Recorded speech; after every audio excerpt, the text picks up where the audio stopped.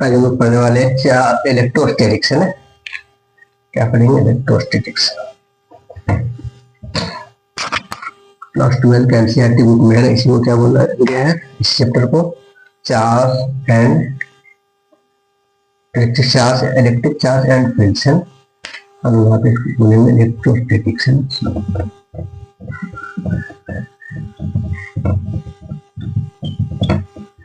Electrostatics देखिए, electrostatics का दो वर्ड से मिलकर बना हुआ है, इलेक्ट्रो और स्टैटिक्स। तो इलेक्ट्रो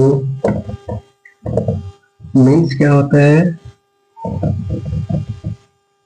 इलेक्ट्रो मीन्स इलेक्ट्रॉन है ना।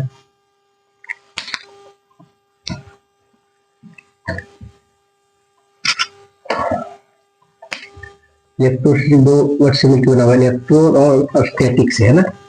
इलेक्ट्रो मीन्स हो जाएगा इलेक्ट्रॉन होता है और चार्ज, इलेक्ट्रॉन या तो चार्ज है।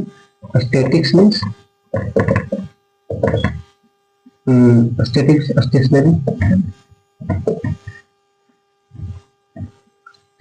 स्टेशनरी और at rest. Electro means charge, stationary means statics means stationary, यानी कि चार्ज, यानी कि जब चार्ज रुका हुआ है ना तो वो कैसा प्रॉपर्टी दिखाता है, कैसा बिहेवियर शो करता है, उसका क्या कैसे दूसरे चार्ज पे फोर्स लगाता है जब चार्ज रुका हुआ हो है ना। जब चार्ज रुका हुआ तो कैसा बिहेवियर वगैरह शो करता है वो हम इसमें पढ़ेंगे। इस चैप्टर में हम लोग जब चार्ज रुका हुआ तो क्या क्या बिहेवियर कैसा शो करता है वो हम लोग पढ़ेंगे। इलेक्ट्रो में चार्ज, स्टैटिक में रुका हुआ है ना। तो ये इसके बारे में हम इसको पढ़ाई करेंगे, स्टडी करेंगे इलेक्ट्रोसिटी में। तो चार्ज जब रुका हुआ, चार्ज जब मोशन में हो तो क्या होगा?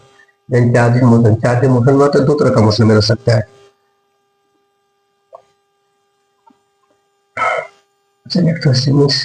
इलेक्ट्रोस्टैटिक के बारे में बता देते पहले।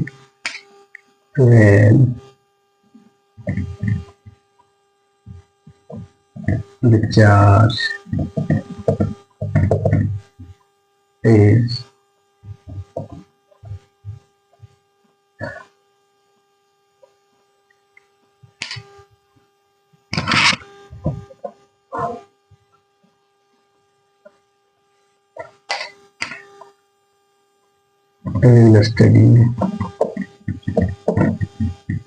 in a study about charge behavior when it is at rest। जब कोई चार्ज रेस्ट में हो तो उसका बिहेवियर कैसा होता है वो हम यहाँ पे स्टडी करेंगे, है ना। तो चार्ज अगर मोशन में हो, when charge in motion, charge motion में हो तो क्या होता है? when charge in motion, charge in motion, charge motion में रहता है तो दो तरह कर सकता है। कुछ है कांस्टेंट मोशन, कांस्टेंट स्पीड से, कांस्टेंट मोशन। देखो कोई भी चार्ज कहीं भी रहता है ना तो वो अपने या तो रुका हो या मोशन में हो, कहीं भी रहता है वो अपने चारों ओर क्या करता है? इलेक्ट्रिक फील्ड प्रोड्यूस करता है। चार्ज का प्रॉपर्टी है कि चार्ज कहीं भी रहेगा तो अपने चारों ओर इलेक्ट्रिक फील्ड प्रोड्यूस करेगा। तो कांस्टेंट मोशन में है तो वो चार्ज तो है ना मोशन में, या जैसा भी है तो अपने चारों इलेक्ट्रिक फील्ड प्रोड्यूस करेगा। और मोशन के कारण क्या होगा? मैग्नेटिक फील्ड प्रोड्यूस करता है, इलेक्ट्रिक मैग्नेटिक फील्ड दोनों चीज प्रोड्यूस करता है। तो कांस्टेंट मोशन में क्या होता है? प्रोड्यूस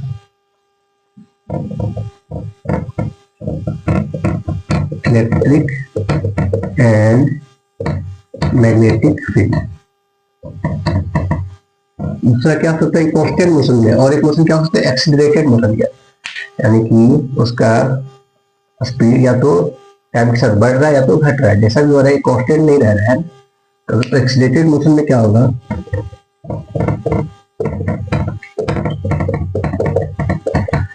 एक्सीलरेटेड मोशन में क्या होगा, ये एक्सीलरेटेड मोशन में है तो चार्ज तो इलेक्ट्रिक फील्ड प्रोड्यूस करेगा ही।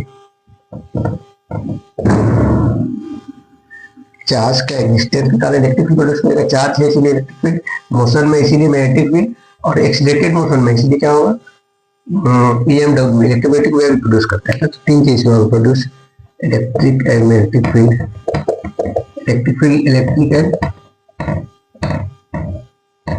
magnetic field and EMW, electromagnetic waves, electric field,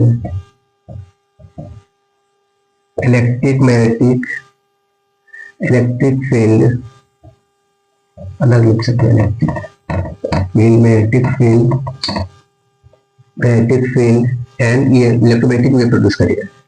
electromagnetic wave यानी कि एनर्जी का लॉस होता है। जब चार्ज मोशन में हो तो दो तरह का ये चलता है, कांस्टेंट मोशन में सिर्फ इलेक्ट्रोमैग्नेटिक फील्ड प्रोड्यूस करेगा, इसको लोग करंट बोलते हैं ना, कांस्टेंट मोशन में करंट करेगा जाता है, करंट एवरेशन से, तो लोग उसे क्या बोलते हैं, करंट डाल। एक्सीलरेटेड मोशन में हो तो इलेक्ट्रिक फील्ड और मैग्नेटिक फील्ड, अगर रुका हुआ हो तो सिर्फ इलेक्ट्रिक फील्ड प्रोड्यूस करेगा, और जब रुका हुआ है उस समय क्या होता है वही चीज हम लोग इसमें स्टडी करेंगे, है ना। मोशन वाला सिर्फ थोड़ा सा बता दिया ऐसे, है ना। चार्ज, अच्छा इसमें क्या है, वर्ड क्या है, चार्ज। अब चार्ज क्या होता है वो हम लोग देखेंगे ना, चार्ज क्या होता है।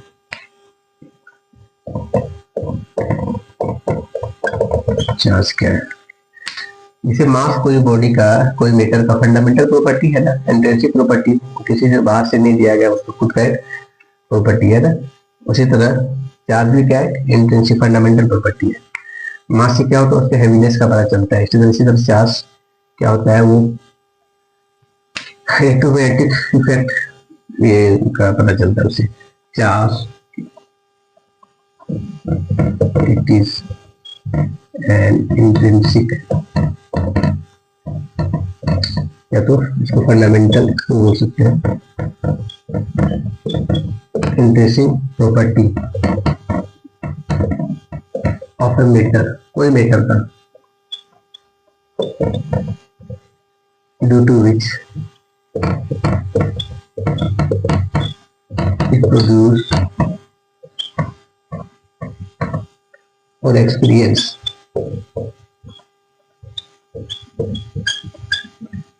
electric and magnetic effect या तो phenomena।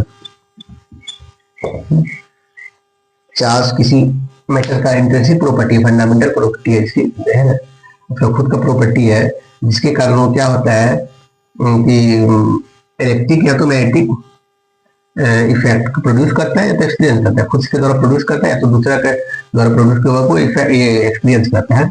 तो चार्ज वही है, एक फंडामेंटल प्रॉपर्टी है चार्ज। चार्ज क्या है, फंडामेंटल प्रॉपर्टी है। इसको डिनोटेड बाई, चार्ज को डिनोटेड बाई किसे दिखाते हैं, कैपिटल क्यू या तो स्मॉल क्यू, है ना, कैपिटल क्यू या तो स्मॉल क्यू से डिनोट करते हैं। ऐसा यूनिट इसका क्या होता है, ऐसा यूनिट होता है कूलोम, है ना। ऐसा यूनिट क्या होता है, कूलोम। ऐसा यूनिट क्या होता है, कूलोम, नीचे दिखाते हैं कैपिटल, और एम्पियर सेकेंड, और एम्पियर सेकेंड, है ना, यस, है ना। ऐसा यूनिट क्या होगा, कूलोम या तो एम्पियर सेकेंड, ये ऐसा यूनिट हुआ। ऐसा इसका डायमेंशन क्या हो जाएगा, dimension of Q equal two ampere के लिए ए हो जाएगा, सेकंड के लिए टी, है ना। डायमेंशन क्या हो जाएगा, 80, डायमेंशन क्या हो जाएगा 80। ये ऐसा ही यूनिट हुआ चार्ज का, ऐसा यूनिट क्या हम लोग है, कूलोम या तो एम्पियर सेकंड। ऐसा इसका सीजीएस यूनिट जो होता है, सीजीएस यूनिट दो तरह का होता है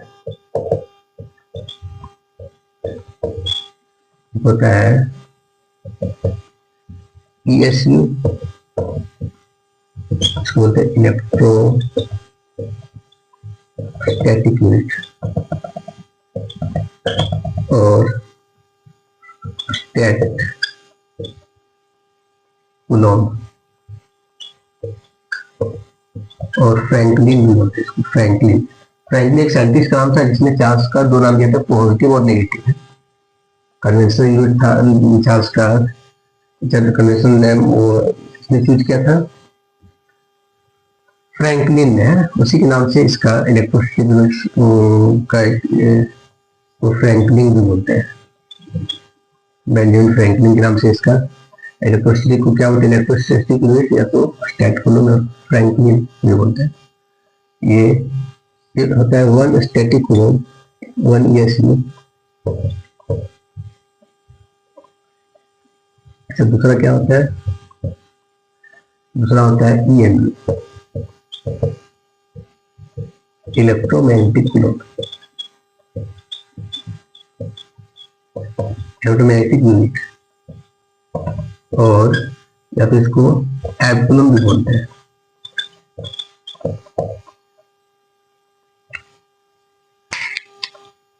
एब कूलम। अच्छा, वन ESU जो होता है, वन ESU जो होता है, वन ESU तो one coulomb is equal to, one coulomb क्या होता है, 3 × 10⁹ ESU के बराबर होता है। इस तरह वन कूलम जो होता है EMU होता है 10⁻⁻1 EMU के बराबर होता है, 10⁻⁻1 EMU। ये सबसे बड़ा यूनिट क्या होगा, EMU, सबसे बड़ा यूनिट क्या होगा EMU, उसके बाद कूलम, उसके बाद इलेक्ट्रोस्टैटिक यूनिट, सबसे छोटा इलेक्ट्रोस्टैटिक यूनिट, फिर कूलम, फिर EMU। अच्छा, ये स्टेट कूलम कैसे क्या होता है, स्टेट कूलम जो होता है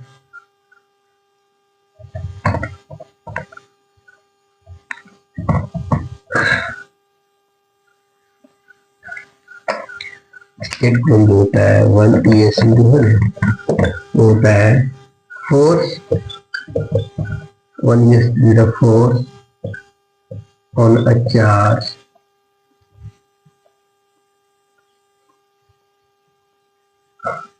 one dyne force कितना, when a charge, when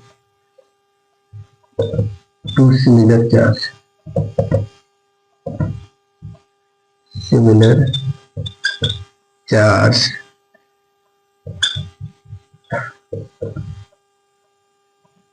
kept at a distance of 1 centimeter exerts a force of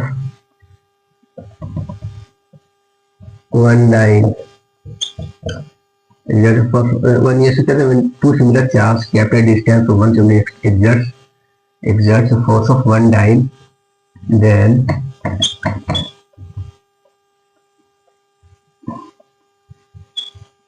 value of charge 1 ये तो मैग्नीट्यूड बोल सकते हैं of charge 1 ESC is 1 ESC।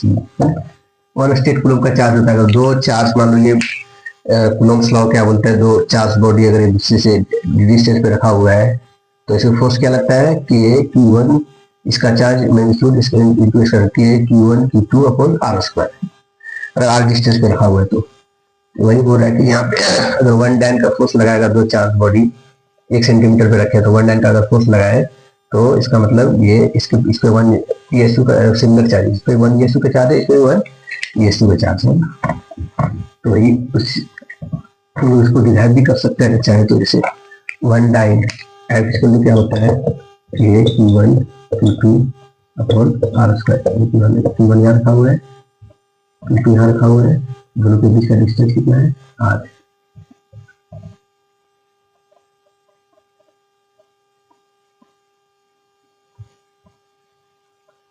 ठीक है, हो जाएगा K का वैल्यू क्या होगा 9। अच्छा, F1 डाइन लेना है, 1 डाइन 10⁻5 न्यूटन, न्यूटन में सबको ऐसा यूनिट में कन्वर्ट करते हैं। 9 K का वैल्यू तो 9 × 10⁻9, Q1 और Q2 दोनों इक्वल है ना, Q1 Q है ना, तो हो जाएगा क्यू स्क्वायर अपन आर स्क्वायर। आर क्या है सेंटीमीटर में, आर आर क्या है यहाँ पे, यदि P1 है मतलब P2 है, या P1 इक्वल टू P2 है तो क्यू स्क्वायर हो जाएगा आर इक्वल टू 1 सेंटीमीटर, तो हो जाएगा 10⁻² मीटर आर का स्क्वायर। ये हो जाएगा। यहाँ से हम सॉल्व करेंगे ना तो Q 10⁻5 और 10⁻4 10⁻9 और 10⁻9 हो जाएगा 10⁻18 अपॉन 9, ये कूलोम में आ जाएगा। और इसको क्या बोलते हैं 1 ESU, यानी कि 1 कूलोम अगर यहाँ से करेंगे तो 9 इधर चला जाएगा। अच्छा क्यू स्क्वायर का वैल्यू आएगा ना, क्यू स्क्वायर, ठीक है। तो क्यू इक्वल टू आ जाएगा यहाँ से क्यू इक्वल टू क्या आ जाएगा 10⁻9 अपॉन 3 कूलोम। यहाँ से इसी को बोलते हैं ESU, यानी कि 1 ESU क्या हो जाएगा 1 कूलोम हो जाएगा। 1 कूलोम इक्वल टू 3 × 10⁻9 ESU, है ना। डिराइव करना जरूरी है, कैसे बता दिया सब कुछ। ये सीरियस एक बड़ा यूनिट होता है चार्ज का फेराडे। इलेक्ट्रोस्टैटिक्स में आज हम लोग सिर्फ चार्ज उसका प्रॉपर्टी से पढ़ेंगे और कुछ नहीं पढ़ेंगे ना, चार्ज उसका प्रॉपर्टी से फाइंड करेंगे। एक फेराडे यूनिट होता है, ग्रेटेस्ट सोल्यूशन इसको बोल सकते हैं।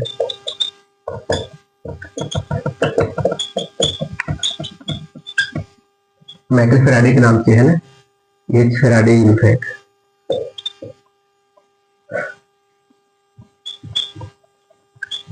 फेराड है ना, 1 F इक्वल होता है 96500 coulomb, 96500 coulomb.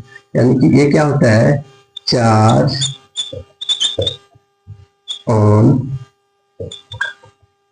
1 mole of electron, 1 मोल, या तो इसको एवोगाड्रो नंबर भी बोलते हैं, ऑफ इलेक्ट्रॉन के 1 मोल, यानी 1 फेराडे जो होता है ना 1 मोल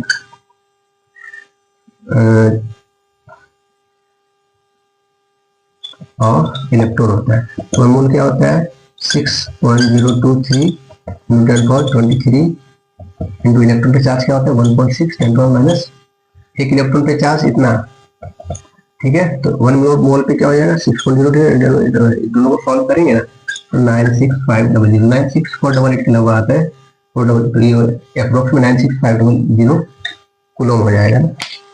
ये बड़ा यूनिट होता है चार्ज का फेराडे, 96500 कूलोम। इसका टाइप्स हम लोग देखेंगे, चार्ज का टाइप्स है ना, 2 तरह का होता है टाइप्स,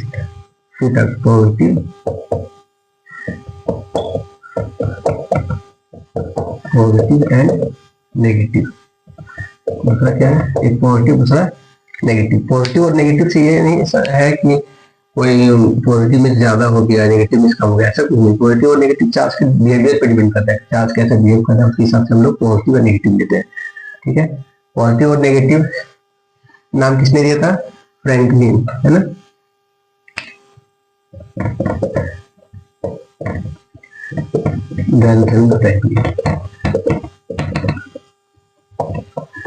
बेंजामिन फ्रैंकलिन साइंटिस्ट था, उसी ने पॉजिटिव और नेगेटिव नाम दिया पहले, है ना। कुछ बहुत सालों पहले देखा गया बहुत कि ये कुछ जगह ऐसा देखा गया जिससे चार्ज के बारे में पता चला, है ना। ये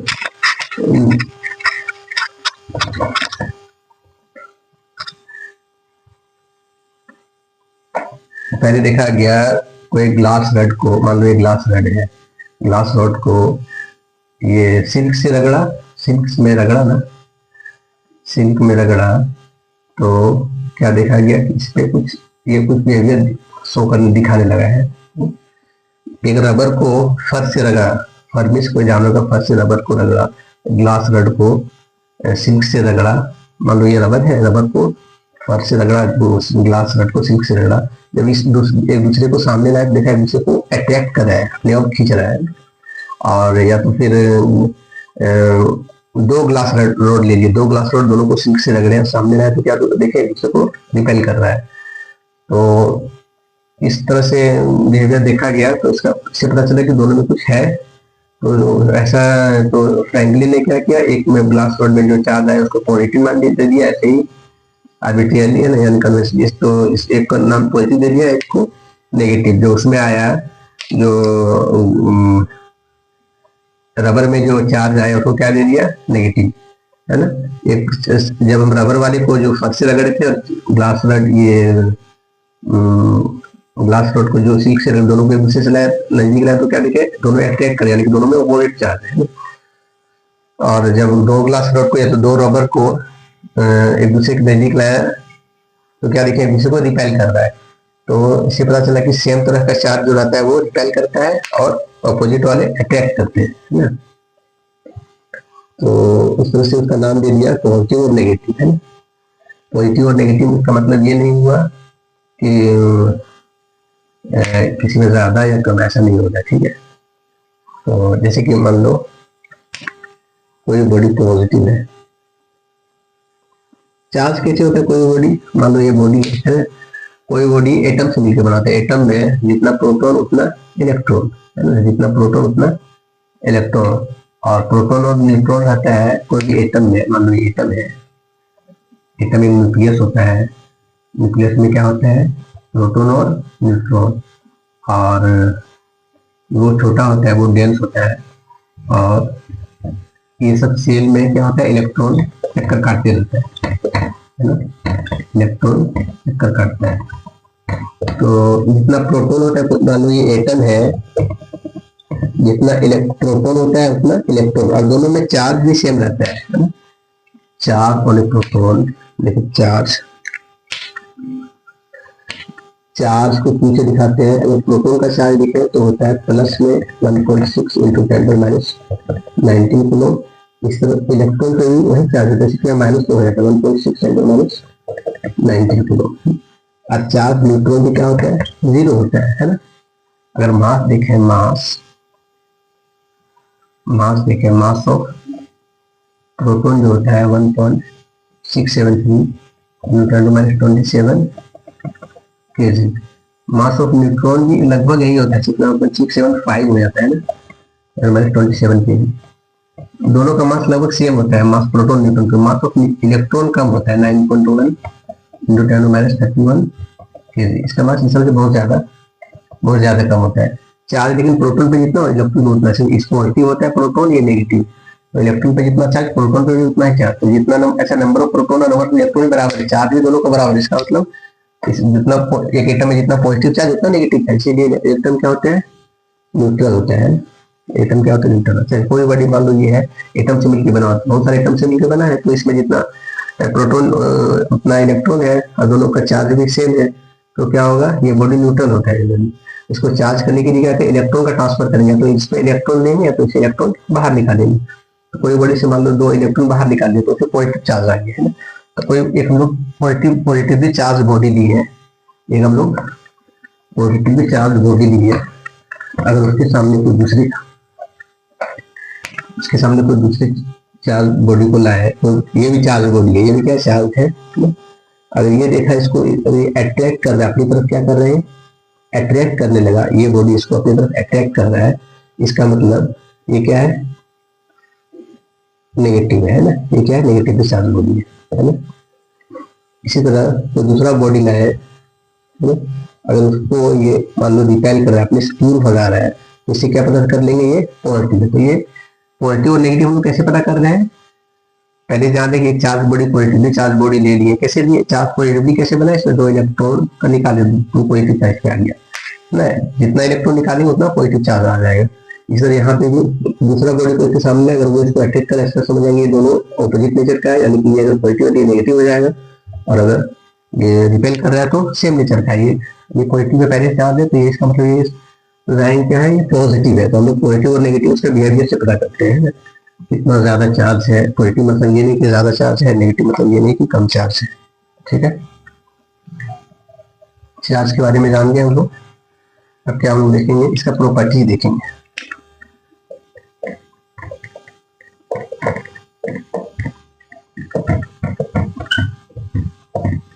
चार्ज है, सबसे पहला प्रॉपर्टी हम लिखेंगे स्केलर क्वांटिटी, ठीक है।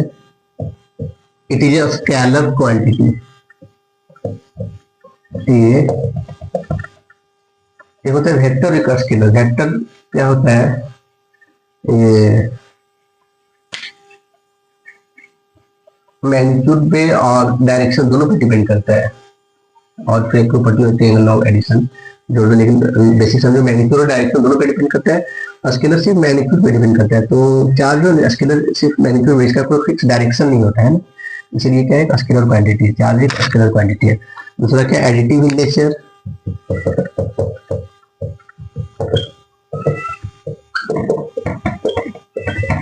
एडिटिव इन नेचर यानी कि सिंपली चार्ज को हम लोग ऐड कर सकते हैं। मान लीजिए एक सिस्टम में कोई चीज में एक 1 कूलम, 3 कूलम, -4 कूलम, 6 कूलम, ऐसे चार्ज रखा हुआ है ना। इसका नेट चार्ज हम लोग देखेंगे क्या, सबको जोड़ देंगे, अलजेब्रिकली जोड़ सकते हैं ना, एडिटिव इन नेचर है ना। 6 + 3 9 + 1 10 -4 हो जाएगा 6 कूलम। नेट चार्ज का क्या हो जाएगा, नेट चार्ज 6 कूलम। इसका नेट चार्ज क्या हो जाएगा, 6 कूलम। इस सिस्टम का नेट चार्ज जैसे हम लोग सिंपली इसको जोड़ सकते हैं, है ना। कोई बॉडी में ऐसे चार्ज है बहुत सारा, तो उसका नेट चार्ज क्या हो जाएगा, सिंपली सबको ऐड कर दो। इसे एडिटिव इन नेचर, अलजेब्रिकली इसको ऐड कर सकते हैं। थर्ड प्रॉपर्टी इसका क्या होता है, थर्ड प्रॉपर्टी जैसे बोला एक ही तरह का चार्ज हो, like charge repel each other and unlike charge attract each other। Like charges क्या करते हैं, दूसरे को रिपेल करते हैं। मान लो एक पॉजिटिव है और दूसरा भी पॉजिटिव, तो क्या करेगा, रिपेल करेगा। एक बॉडी है जो नेगेटिव है, दूसरा भी नेगेटिव, का भी क्या करेगा, रिपेल करेगा।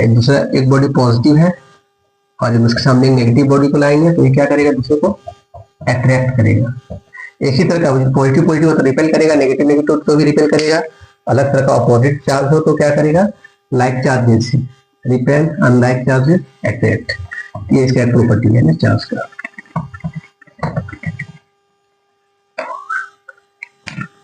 फोर्थ प्रॉपर्टी देखिए हम लोग, इनवेरिएंट।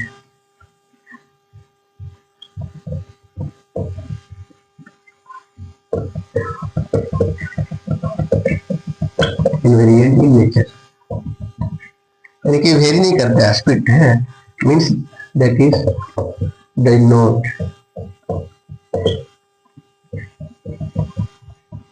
डिपेंड्स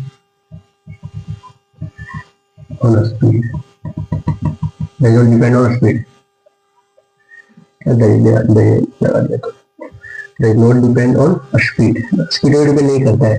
जैसे मास है ना, मास स्पीड पे डिपेंड करता है। मास अगर यहाँ पे कुछ रेस्ट पर का है, अगर ये लगभग ये आइंस्टाइन की रिलेटिविटी में लोग पढ़ते हैं, अगर लाइट का स्पीड के अप्रोक्स अगर इसको स्पीड कर दिया तो इसका मास भी क्या करने लगता है, वेरी करने लगता है। इसका मास लाइट का स्पीड बहुत वेरी कर जाएगा उससे। तो ये अगर कम स्पीड में करे, मान लो कुछ ये बहुत ज्यादा स्पीड इसका बढ़ा दे तो उसका मास भी क्या होता है, अगर अभी एम इक्वल टू क्या होता है formula, am not Newton one square को सी स्क्वायर। सी ये लाइट का स्पीड है, सी क्या लाइट का स्पीड है, वी है। जिस स्पीड से इसको जिस स्पीड से ये जा रहे हैं वो क्या है, वी है, ये लाइट का स्पीड है। एम क्या है, इसका मास क्या होगा वो पता चलेगा। एम नॉट है रेस्ट मास, यानी कि जब ये रेस्ट में है तो इसका जितना मास है, और जब इतना स्पीड से करेंगे तो मास चेंज होता है। लेकिन चार्ज के लिए ऐसा कोई फॉर्मूला नहीं है। चार्ज है ना स्पीड पे डिपेंड नहीं करता है, चार्ज स्पीड के साथ डिपेंड वेरी नहीं करता है ना। चार्ज स्पीड के साथ, चार्ज कितना स्पीड में हो, जो अभी मान लो चार्ज 1 कूलम में था तो 1 कूलम नहीं होगा, स्पेस पे डिपेंड नहीं करता है, और कोई दूसरे चीज पे डिपेंड नहीं करता है। चार्ज का है ना कांस्टेंट रहता है हर जगह पे वैल्यू, इनवेरिएंट इन नेचर। पांचवा प्रॉपर्टीज क्या होता है इसका, for electromagnetic system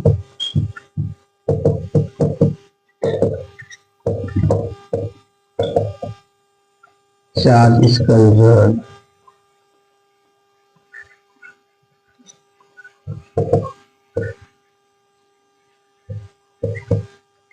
that is for an isolated system charge can neither be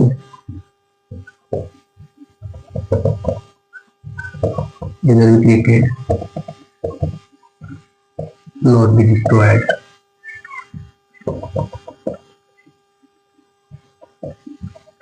isolated system का चार्ज क्या होता है? कंजर्व होता है। कोई आइसोलेटेड सिस्टम का जो चार्ज ना तो क्रिएट कर सकता है ना तो डिस्ट्रॉय कर सकते हैं। जो पहले है बाद में भी वही रहेगा। आइसोलेटेड सिस्टम किसको बोलता है? जो किसी दूसरे से कोई इसका इंटरेक्शन ना हो, है कोई दूसरे से कोई इसका इंटरेक्शन ना हो, दूसरा चार्ज उसके सामने ना हो, उसके ये उसको डिस्टर्ब ना कर रहा हो, ठीक है, वो आइसोलेट हो सकते उसको कोई, ठीक है। मान लीजिए एक ये आइसोलेटेड सिस्टम है ना, ये क्या है? Isolated system. मान लीजिए चार्ज रखा हुआ है 1 कूलम का, इस सिस्टम में 3 कूलम, -2 कूलम, 4 कूलम, ऐसे चार्ज है ना। ये अब क्या हो, कुछ देर बाद है ना, ये जैसे कैसे होके डिस्ट्रीब्यूट होके, है ना, 2 कूलम, 5 कूलम, अपने अपने इधर चेंज होके, है ना। इसमें मान लीजिए 2 कूलम आ गया, इसमें 5 कूलम आ गया, इस पे कुछ भी आ गया, मान लीजिए 1 कूलम का चार्ज आ गया, तो ये इस पे चार्ज कितना वो निकालना है, मान लीजिए, है ना। सब अपने डिस्ट्रीब्यूट हुआ चार्ज, एक दूसरे में ट्रांसफर हुआ, इधर उधर से ट्रांसफर किया चार्ज का, कोई चार्ज दिया, कोई जानते हैं ना, कोई किसी का चार्ज ज्यादा हुआ तो वैसे ये चार्ज आ गया, तो वो रिएक्टिव चार्ज कितना वो निकालना है। हम लोग जानते हैं कि चार्ज आइसोलेटेड सिस्टम है ये, तो आइसोलेटेड सिस्टम का ये भी आइसोलेटेड सिस्टम है, सेम चीज ये भी सिस्टम ही है, तो कोई है ना, बाद में हम लोग देखेंगे डिस्ट्रीब्यूट करने के बाद ऐसा हुआ, तो नेट चार्ज इसका जो था बाद में भी वही पहले होगा, है ना। तो नेट चार्ज इसका कितना आ रहा है? 3 + 4 7 + 1 8 - 2 6 को मारा है, 6 को, तो बाद में भी वही होना चाहिए, बाद में भी वही होना चाहिए, यानी कि 2 + 5 7 + 1 5 to 7 + 1 8 coulomb plus Q equal to कितना होना चाहिए? 6 कूलम ही आना चाहिए। Q इक्वल टू क्या आ जाएगा? Q आ जाएगा 6 - 8, है ना, 6 - 8 उधर जाएगा तो माइनस हो जाएगा, 6 - 8 -2 कूलम हो जाएगा, यानी Q का वैल्यू कितना है? -2 कूलम। लोग ऐसे पता कर सकते हैं, ठीक है। तो चार्ज क्या होता है? आइसोलेटेड सिस्टम का कंजर्व रहता है ना, isolation charge is conserved, conservation of charge एक property इसका है, charge is quantized, charge is quantized, quantum is होता है packet, quantum is packet,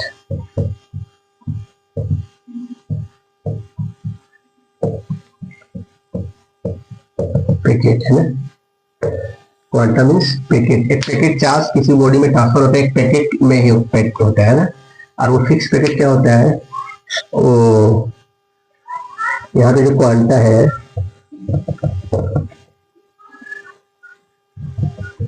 quanta है यहाँ पे जो क्वांटा है, पैकेट जो है वो एक इलेक्ट्रॉन का जो चार्ज होता है वही होता है ना।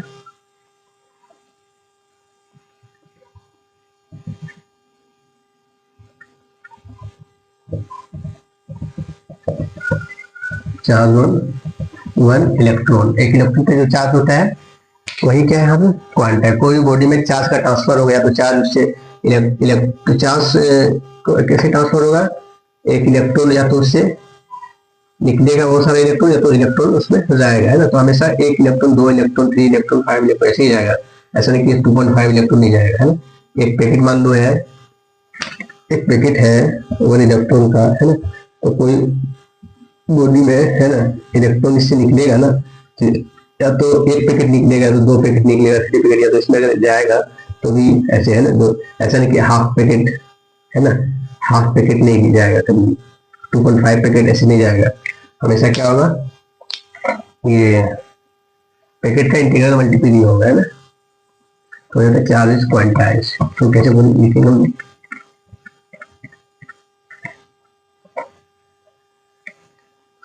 कोई बॉडी में charge on body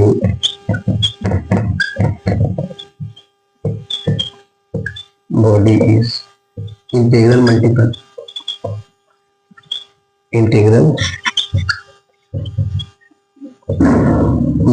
of the smallest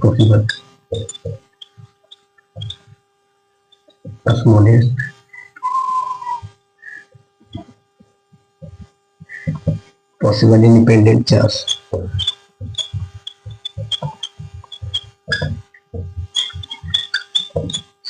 That is electron.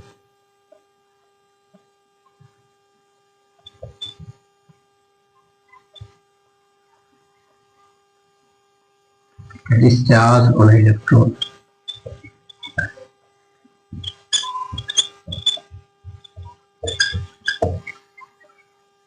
Charge कोई बॉडी में रहेगा ना, वो इसका इंटीग्रल मल्टीपल ही रहेगा। कोई बॉडी चार्ज है, बोलेगा इसमें चार्ज है, कितना इसका होगा वो integral smallest possible independent charge जो होता है इलेक्ट्रॉन का होता है ना, उससे इलेक्ट्रॉन पे चार्ज उससे छोटा चार्ज होता है। छोटा चार्ज उसका एक होता है क्वार्क का, है ना, 1/3 2/3 है ना इलेक्ट्रॉन का, लेकिन वो इंडिपेंडेंट है तो उससे कंबाइन हमेशा कंबाइन करना है। इंडिपेंडेंट सबसे देखा गया वो कौन सा सबसे कम चार्ज क्या है, इलेक्ट्रॉन पे जो चार्ज होता है वही है ना, यानी कि 1.6 वन इलेक्ट्रॉन पे कितना चार्ज होता है 1.6 × 10⁻19 कूलम, है ना, ये चार्ज देखा गया है ना।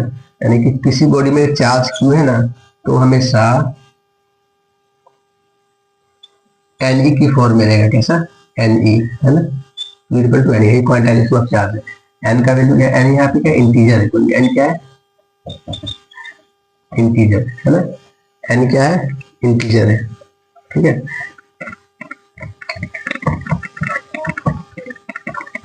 यानी कि कोई बॉडी पे charge equal to Ne form में रहेगा, है ना।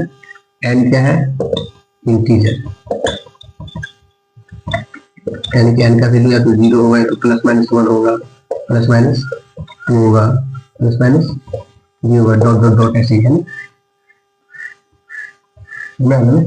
इंटीजर यही होता है ना, 0 1 2 3 +1 +1 -1 -2 -3 ये सब उधर चलता रहेगा, चलता रहेगा। जीरो सबको क्या बोलते हैं चार्ज। कोई बॉडी में अगर 0 चार्ज है तो यहाँ n की जगह 0 हो जाएगा, 0 × 0 हो जाएगा, या तो +1 एक इलेक्ट्रॉन इस पे आ गया तो हो जाएगा n की जगह यहाँ पे 1 × a की जगह 1 हो जाएगा।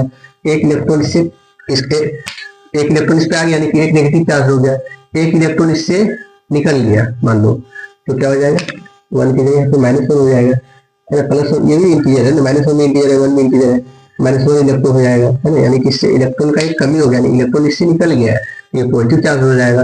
इलेक्ट्रॉन इसमें आ गया, +1 हो गया, तो इलेक्ट्रॉन इस पे आ गया तो पॉजिटिव नेगेटिव चार्ज हो जाएगा। या तो 1 इलेक्ट्रॉन आएगा, या तो 2 इलेक्ट्रॉन, या तो 3, या तो 4 500,000, है ना।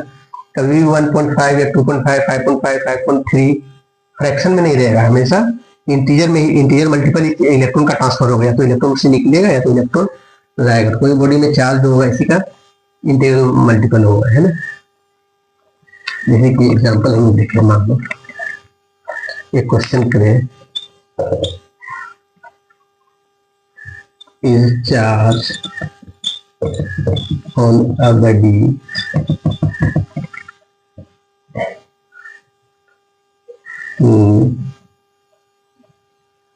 इसमें देखते हैं 8.6 ×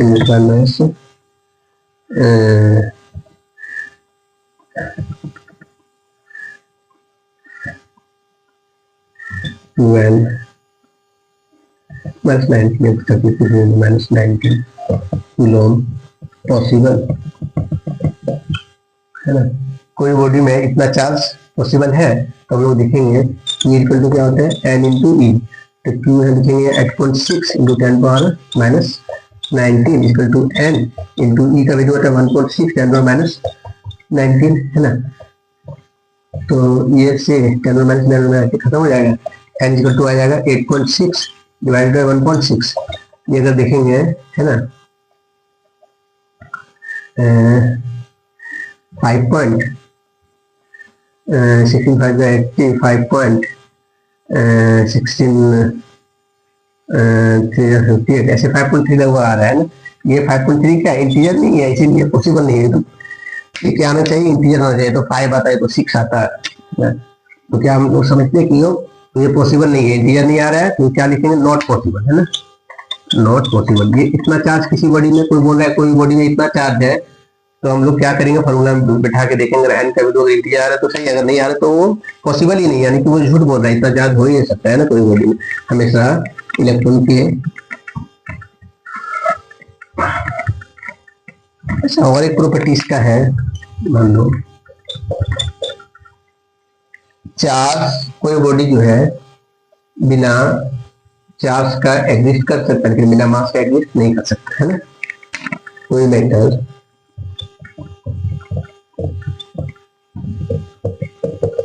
can exist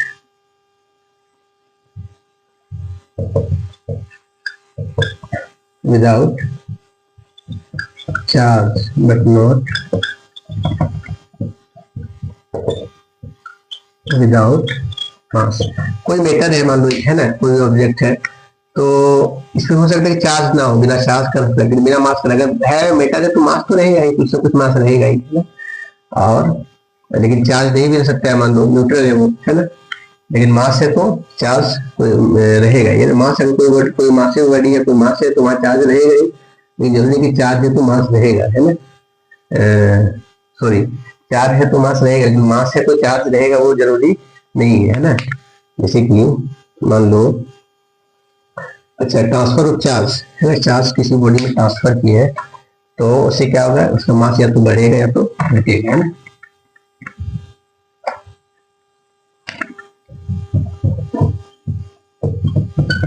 transfer of charge increase और डिक्रीज मास ऑफ बॉडी। कोई बॉडी में चार्ज ट्रांसफर के तो उसका मास क्या हो सकता है, तो बढ़ सकता है तो घट सकता है, ऐसे इसलिए बॉडी है, ये न्यूट्रल है ना, जितना प्रोटॉन पॉजिटिव चार्ज होता है, ये नेगेटिव चार्ज। इससे मान लो 2 इलेक्ट्रॉन निकाल लिए, तो इस इलेक्ट्रॉन का ट्रांसफर हो गया, है ना, तो ट्रांसफर चार्ज का ट्रांसफर होगा, तो इससे क्या होगा, इसका मास या तो बढ़ेगा या तो घटेगा। अभी इलेक्ट्रॉन निकल गया तो कुछ तो इलेक्ट्रॉन का मास होगा, तो उसके कारण ये तो पॉजिटिव चार्ज हो गया, इलेक्ट्रॉन निकलने के बाद 2 पॉजिटिव चार्ज पे आ गया, लेकिन कुछ तो इलेक्ट्रॉन का मास होगा, बहुत कम है लेकिन फिर भी तो है, तो उसके कारण इसका मास क्या हो गया, घट गया, क्योंकि इलेक्ट्रॉन से निकल गया, या तो इलेक्ट्रॉन इसमें ट्रांसफर हो गया, मान लो 1 हुआ, 2 हुआ, जो भी हुआ, 50 हुआ, 1000 हुआ, तो इलेक्ट्रॉन इस पे आ गया, तो इलेक्ट्रॉन के आने के कारण क्या होगा, इसका मास बढ़ जाएगा, है ना। तो ट्रांसफर चार्ज के कारण मास या तो बढ़ता है या तो घटता है। हम लोग आज इतना ही पढ़ेंगे, आगे हम क्लास में देखेंगे कि ये कंडक्टर इंसुलेटर ये सब करते हैं। कंडक्टर इंसुलेटर मतलब ये चार्जिंग कैसे होता है, कोई बॉडी को चार्ज कैसे करते हैं, बहुत सारा तरीका वो कंडक्टर इंसुलेटर के बारे में पढ़ा जाए। कंडक्टर क्या, कोई बॉडी में चार्ज, कंडक्टर बॉडी में क्या होता है, फ्री इलेक्ट्रॉन होता है ना, और इंसुलेटर में क्या फ्री इलेक्ट्रॉन नहीं होता है। कोई मेटालिक बॉडी है, मेटल में क्या होता है, उसका सबसे बाहर वाला शेल में या तो एक या एक से ज्यादा इलेक्ट्रॉन रहता है, जो कि फ्री रहता है ना। इधर मेटल में क्या होता है, मेटालिक बॉडी में वो इलेक्ट्रॉन का मूवमेंट पॉसिबल है ना, अलाउ है, लेकिन ये इंसुलेटर में, नॉन मेटल वगैरह में वो नहीं है। तो कंडक्टर में ये चार्ज का फ्लो है ना पॉसिबल है, उसके कारण क्या होगा, चार्ज फ्लो करता है ना, वो सरफेस पे आ जाता है, कभी भी अंदर में नहीं रहता है, एक दूसरे को रिपेल करके। तो हमेशा एक्सेस ऑफ चार्ज हो जाएगा तो पॉजिटिव हो जाएगा, नेगेटिव हो तो दूसरे पे रिपेल करके क्या होगा, सरफेस पे आ जाता है वो। फिर लोग मेटालिक कंडक्टर में क्या चार्ज का फ्लो पॉसिबल है, जैसे करंट इलेक्ट्रिसिटी वगैरह हम लोग पढ़ेंगे तो आज हम लोग चार्ज के बारे में इतना ही पढ़ते हैं ना।